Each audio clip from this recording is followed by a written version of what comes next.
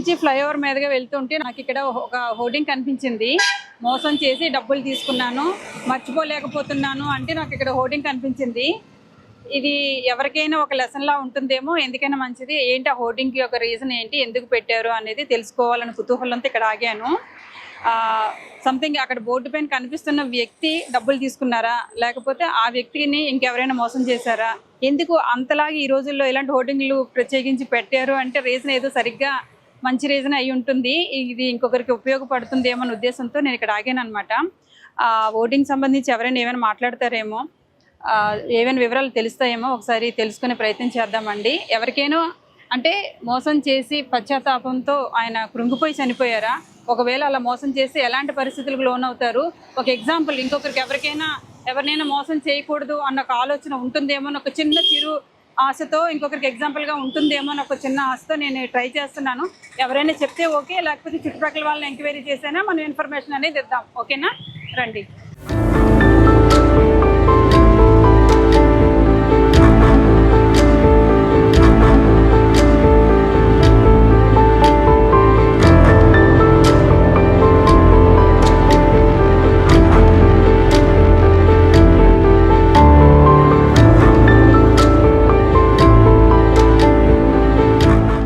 ఇక్కడ కిరాణా షాప్ ఏదో కనిపిస్తుంది, హోర్డింగ్ కింద షాప్ ఏదో ఉంది. ఇక్కడ ఎవరున్నారు ఏంటి? ఈ బోర్డు తాలూకాలు మీరేనా? కాదా? ఈ బోర్డు పెట్టి షాప్ తాలూకాలు మీరే అండి? ఓకే, మీ పేరు? నా పేరు సత్యనారాయణ రాజు గారు. కొంచెం ముందుకు వస్తారా? ఈ షాప్ మీదండి అంటే రెంట్కి ఇచ్చారా? హోర్డింగ్ ఎవరు పెట్టారు? మీరు పెట్టారా? ఏంటి అంటే మీ బంధువులు అండి ఆయన? మా బంధువు ప్లస్ ఫ్రెండా? Okay okay. అంటే ఆయన పశ్చాత్తాపంతో మిమ్మల్ని పెట్టమని చెప్పారా, లేకపోతే ఏంటండి ఎలా పెట్టారు? పెట్టలేదండి, నేను అంటే కొంత ముందు అప్పు ఇచ్చాను. మీరు అప్పిచ్చున్నారా? ఓకే. అవి కూడా తిరిగి ఇవ్వలేకపోయాడు, అది వేరు విషయం. చాలా అమౌంట్ 2016 నుంచి కూడా తీసుకున్నాడు. తర్వాత ఏంటంటే 2020లో కరోనా లాక్డౌన్ ఓపెన్ అయిన తర్వాత ఏంటంటే మళ్ళీ నా దగ్గరకు వచ్చి నీకు షేర్ మార్కెట్లో పెట్టు, నీ దగ్గర అమౌంట్ అన్నాడు. వద్దు బాబు, నాకు రిస్క్ బిజినెస్ నేను చేయను అని చెప్పాను. ఎన్నాళ్ళు చేసేవాడు, నాకు వద్దు, అవసరం లేదు అన్నాను. లేదు, మ్యూచువల్ ఫండ్లో పెడితే నీకు రూపాయి ఇంట్రెస్ట్ వస్తుందని చెప్పాను. నాకు వద్దు బాబు, నాకు బ్యాంక్లో ఉన్నాయి, నాకు ₹10 ఇంట్రెస్ట్ వస్తుంది, నాకు చాలు అని చెప్పాను. తర్వాత ఏం చెప్పాడంటే లేదు నాకు హెల్ప్ అవుద్ది అనుకున్నాను, వచ్చాడు. సరే, ఆడికి కమిషన్ వస్తుంది కావాలని నేను అనుకున్నాను. అనుకున్న తర్వాత ఏం చేశాడంటే నాకు నేను 14 లక్షలు, మా మిస్సెస్ 14 లక్షలు చెక్కులు రాసి ఇచ్చాం. ఇచ్చిన తర్వాత మ్యూచువల్ ఫండ్ లో పెట్టామన్నాడు. ఆ స్లిప్లు నాకు ఇచ్చాడు, ఇద్దరు పేరుని 14, 28 లక్షలకి స్లిప్లు ఇచ్చాడు, మ్యూచువల్ ఫండ్ స్లిప్లు. నీకు ఎప్పుడైతే నువ్వు కావాలంటే 2 రోజులు బ్యాంక్ వర్కింగ్ డేస్ ఉంటే మీకు పడిపోతాయి, ఎప్పుడు కొట్టిస్తుంటప్పుడు అని చెప్పాడు. సరే, నేను పెట్టిన తర్వాత 4 నెలల నుంచి నాకు అవసరం ఉండే కొట్టమంటే ఇది కాదుగా అనేవాడు. తర్వాత ఏదో చెప్పుకొచ్చాడు, బ్యాంకు కరోనా మళ్ళీ మొత్తం నేను ఇచ్చినైతే 80 లక్షలు అండి, సుమారుగా ₹1,00,00,000 ఇచ్చారు.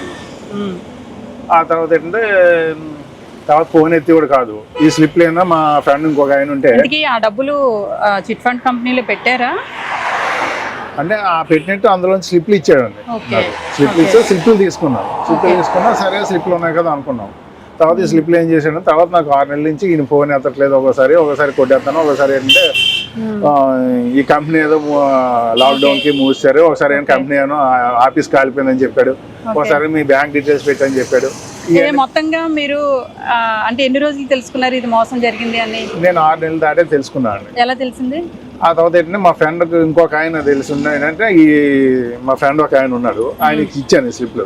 బాబు ఏదో ఇందులో పెట్టాడంట, చూడు ఈ స్లిప్లు ఏమంటే ఆయన ఎవరో తెలిసిన వాళ్ళు ఉంటారు కదా, కొట్టిమని అమౌంట్ అనేసి. ఆడేంటంటే నా పాన్ కార్డు అడిగాడు.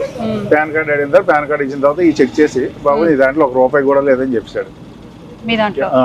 ఇదేదో మోసం చేశాడు, ఆడనే రిక్వెస్ట్ చేయండి, నా డబ్బులు కొట్టిమని చెప్పండి, మేము ఎవరికి అయితే మేమైతే అందులోంచి ఏం చేయలేమని చెప్పాను. అప్పుడు మీకు మోసపోయారని తెలిసింది. తెలిసినా సరే ఫోన్ చేసాం, తర్వాత ఇంటికి వెళ్ళాము, ఆ తర్వాత ఆఫీస్కి వెళ్ళాము, మాట్లాడిన తర్వాత ఏదో నా వాళ్ళు తప్పు జరిగిపోయింది, ఏదో ఇచ్చేద్దాం అనుకున్నాను, నీకు ఏదో హామీ రాస్తానన్నాడు, ఏదో చెప్పాడు రాస్తానన్నాడు. నాకు రాయలేదు, మిగతా వాళ్ళందరికీ రాశాడు, నాకు ఏం హామీ రాయలేదు. ఒక కాగితం రాసి దగ్గర వాళ్ళండి వాళ్ళు మాకు దగ్గర వాళ్ళు ఫ్రెండ్ అండి, చిన్నప్పటి నుంచి ఫ్రెండ్. చిన్నప్పటి నుంచి తెలిసిన వాళ్ళు బాగా, కాబట్టి ఈజీగా తన మైండ్ సెట్ ఏంటనేది అర్థమైపోయింది. అందుకనే తన హోల్డ్లో పెట్టేసి మిగతా వాళ్ళందరికీ సెటిల్ చేశారు. తర్వాత స్లిప్లు పెట్టుకెళ్ళి ఆఫీస్కి హెచ్డిఎఫ్సి బ్యాంకు, ఐసిఐసి బ్యాంకు ఏయో ఇచ్చాడండి స్లిప్లు. ఆ తర్వాత ఏంటంటే ఇందులో కంప్లైంట్ పెట్టమన్నారు. అటు కంప్లైంట్ పెడితే వాళ్ళు చెక్ చేసి వచ్చి మీ దాంట్లో ఏం మాకు ఇన్వెస్ట్ చేయలేదు అని చెప్పారు. అసలు డబ్బులేమి ఇవేవి ఇన్వెస్ట్ చేయలేదు, డబ్బులు ఇన్వెస్ట్ చేయలేదు. తర్వాత అయితే ఏదో నేను మోసం చేశారు కానీ ఎక్కడ నేను వినలేదు. ఏదో కంప్లైంట్లు ఇస్తారు, లేకపోతే 10 మంది దగ్గర పరువు తీస్తారు, ఏదో గొడవ చేసి ఏదో రప్పించుకోవాలని ప్లాన్ చేస్తారు. ఇవేవి మీరు చేయలేదు. చేయకుండా డైరెక్ట్ గా హోర్డింగ్ పెట్టాలన్న ఐడియా మీకు ఎలా వచ్చింది? ఐడియా కాదండి, నేను చాలా అదే చెప్తారు కదా, సైకలాజికల్ చాలా డిప్రెషన్ లోకి వెళ్ళిపోయాను. అంటే ఒక ఫ్రెండ్, ఒక తెలిసినోడు ఇలా చేశాడు. ఇప్పుడు అప్పు ఇచ్చినప్పుడు కూడా నేను బాధపడలేదండి. యాక్చువల్గా ఏంటంటే నాకు ఎప్పుడైతే ఈ 28 లక్షలు, నా పేరు 14 లక్షలు, మా మిస్సెస్ 14 లక్షలు మళ్ళీ వైట్ ట్రాన్స్ఫర్ చేసి చెక్లు ఇచ్చి మళ్ళీ చేసి నాకు ఎప్పుడైతే దొంగ స్లిప్లు ఇచ్చాడో అప్పుడు నేను తట్టుకోలేకపోయాను అన్నమాట ఇది చేసిన మోసానికి. అందువల్ల తర్వాత మళ్ళీ కంటిన్యూ అయ్యి మాట్లాడేవాడిని, అడిగేవాడిని, ఇది కాదు అన్నాడు.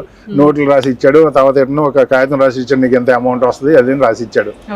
ఆ తర్వాత ఎన్నో మరి తర్వాత చనిపోయాడు.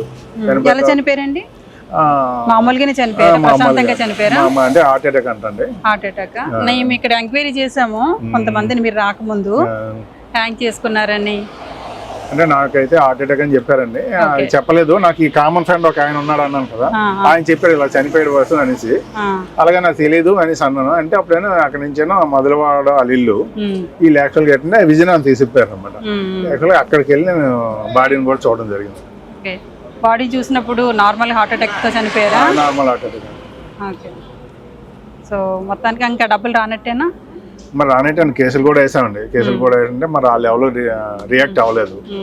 వాళ్ళ మిసెస్, వాళ్ళ పాప ఉన్నారు, వాళ్ళు కూడా ఎక్కడ ఉన్నారు మనకి. హోర్డింగ్ పెట్టాలని ఎలా అనుకున్నారు? హోర్డింగ్ అంటే ఈ ఏంటంటే కొంత ఇగో ఉంటది కదండి మనిషికి, కొంతైనా తగ్గించుకుందాం అని టైప్ లో ఏంటంటే ఇలా చేశారు. మన ఇలాంటివి ఏంటంటే మళ్ళీ మిగతా వాళ్ళు ఎవరో చూసి మోసపోకుండా ఉంటారు కదా అనేసి. ఇలా హోర్డింగ్ పెట్టిన తర్వాత వాళ్ళ గాళ్ళు ఎవరైనా వచ్చి మిమ్మల్ని అడగటం అట్లా ఏమైనా చేశారు? వాళ్ళు ఎవరు అడగలేదండి. మనం ఇది 3 years పెడుతున్నాం, 3 years అయిందండి, థర్డ్ బోర్డింగ్ ఇది. ఇలా మీరు ఒక్కరే ₹1,00,00,000 ఇచ్చారు, ఇంకా మీలాంటి వాళ్ళు ఇంకా ఎంతమంది ఇచ్చి ఉండొచ్చేమో కదా? వాళ్ళ రిలేషన్ వాళ్ళు ఇచ్చారండి. వైజాగ్ సత్తు అనేసి ఒక అబ్బాయి ఇచ్చాడండి, ఆయన కూడా మోసపోయాడు, ఆయన కూడా ఇవ్వలేదు. వాళ్ళు కామన్ ఫ్రెండ్ అన్నాను కదా, ఆయన కూడా ఇచ్చాడండి, ఆయన కూడా 50 లక్షలు అంత ఇచ్చాడు. ఆయన కూడా సైట్ ఏదో రాయించుకున్నాడు అండి. ఆ మాత్రం హామీ మీరు అలా ఏం చేయలేదు. మరి రాస్తానన్నాడు, చనిపోయాడు. అంటే మళ్ళీ మన డబ్బులు మనకు వస్తాయని అనుకుని ఇచ్చారు తప్ప ఆయన ఫోర్స్ చేశారు. యాక్చువల్గా నేను చుట్టుపక్కల కూడా ఎంక్వైరీ చేశాను. ఈయన ఏదో డబ్బులు కాసుపడి ఇవ్వాలని అలా ఏమీ అనుకోలేదండి. ఆయన నేను బాగుపడతాను, నాకు కొంచెం హెల్ప్ చెయ్యు, నువ్వు డబ్బులు ఇస్తే నాకు హెల్ప్ఫుల్గా ఉంటుందని చెప్తే నేను ఫోర్స్తో ఈయన బ్యాంకులో డిపాజిట్ చేసిన మనీని తీయించేసి ఆయన సెల్ఫిష్ కోసం, ఆయన స్వార్థం కోసం ఆ డబ్బులు వాడుకొని ఈయన్ని చిన్నప్పటి నుంచి తెలిసిన ఫ్రెండ్ అవ్వటం వల్ల ఈయన మనస్తత్వం, ఈయన భావాలు అన్నీ అర్థమైన మనిషి కాబట్టి ఎక్కడైనా మనం ఇంట్లో వాళ్ళని కూడా బాగా తెలిస్తేనే కదా ఇతరులు సులభంగా మోసం చేయగలుగుతాం, బాగా నమ్మిన వాళ్ళనే కదా మనం మోసం చేయగలుగుతాం. సో అలా ఇతను చిన్నప్పటి నుంచి తెలిసిన స్నేహితుడే మోసం చేస్తే మనసు చాలా బాధ అనిపిస్తుంది కదా. సో ఆ బాధను తగ్గించుకో, డబ్బులు ఎలాగూ రావు, కనీసం మనసు తృప్తినే కలగాలి కదా. సో అందుకనే ఈయన పెద్ద హోర్డింగ్ పెట్టి అందరికీ అంటే చిన్న జ్ఞానోదయం అనమాట, ఎవరిని మోసం చేయకండి దయచేసి.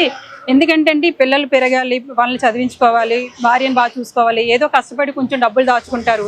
ఆ డబ్బులు తీసుకెళ్ళి ఎవరి చేతులను పెట్టేసి మోసపోతే ఎంత మనస్తాపం చెంది ఉంటారు కదా.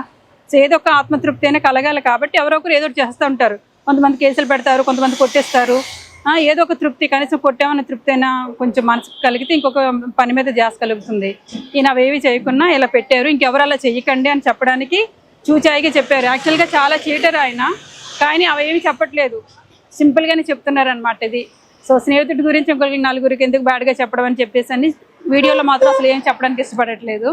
సో ఈయన మంచితనం ఉంది కాబట్టి ఆయన అంత ఈజీగా మోసం చేసుకోగలిగారు అనమాట.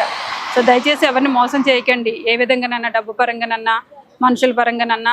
ఎందుకంటే ఇది కలికాలం, ఎప్పటికప్పుడు దేవుడు వెంటనే ఇచ్చేస్తున్నాడు, అది గుర్తుపెట్టుకొని మనం కొంచెం జాగ్రత్తగా ఉంటే బాగుంటుంది. థ్యాంక్ యూ సో మచ్ అండి. చిన్న మెసేజ్ రూపంలో మీరు అందరికీ నలుగురికి తెలిసేటట్టు చేయడం నిజంగా మంచి విషయం. ఇలాంటి ఆలోచనలు అందరికీ రావాలి, ఎవరిని మోసం చేయకూడదు అన్న ఒక భావన, వేరే వాళ్ళని ఇలా చూసి నేర్చుకోవాలనే ఉద్దేశంతో మీరు పెట్టారు. సో మీ ఆలోచనకి హ్యాట్స్ ఆఫ్ అండి. Thank you.